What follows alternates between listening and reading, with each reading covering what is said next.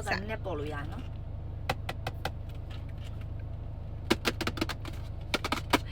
လောမင်္ဂလာပါ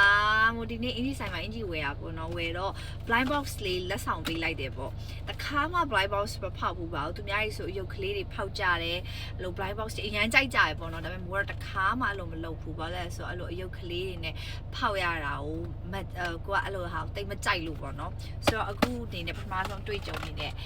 အဲ့ခံစားမှုကဘယ်လိုမျိုးလဲဆိုတာသိချင်လို့ဖောက်ကြည့်ပါမယ်ဒီမှာ तू ကတော့အင်ဂျီအယောင်လေးပါပေါ့နော်Mary Mini ရဖြူရောင်လေးနောက်ဒါ Ginger Gun ဒါက Jolly Dots တဲ့ဒါက Cozy Match ပန်းရောင်လေးနောက်တစ်ခုကဘာလဲအပြာက Frosty Puffs လာမသိဟုတ်လားမသိပြီးနောက်တစ်ခုကအညိုရောင်လေးက Tiny Flicks ရမစမ်းနဲ့ဖတ်ရOkay ဘာရောင်လေးလိုချင်လဲဆိုတော့အဖြူရယ်အစိမ်းဖြောဖြောလေးပေါ့ဂျင်ဂျာအရောင်လေးပေါ့အဲ့ဒါလေးရယ်နောက်အညိုပုတ်ပုတ်လေးရယ်ပြီးတော့ပန်းရောင်ရယ်အပြာရယ်နောက်ဇီးသီးရောင်လေးရယ်ဘာရောင်ရချင်မှမသိဘူးတော့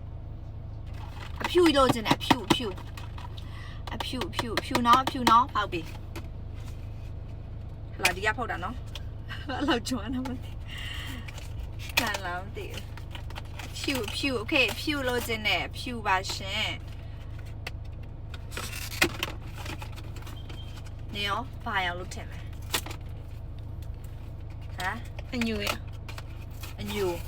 ဘယ်အညူလဲဒီအောက်ကဒီဟာလားဒီဟာလားအောက်ကစီးတီအောင်ပေါ့ okay အော်ဒီထဲမှာတစ်ခုထပ်ဖောက်ရအောင်မလား okay အော် live box ဖောက်တယ်ဆိုတာအဲ့လိုလား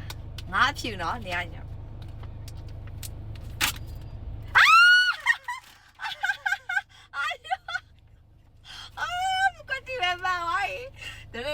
ဒန်ဒါ medium size လားအော်ငါ medium size ပဲကြာအဖြူလေးမှန်သွားပြီဒန်ရပြီ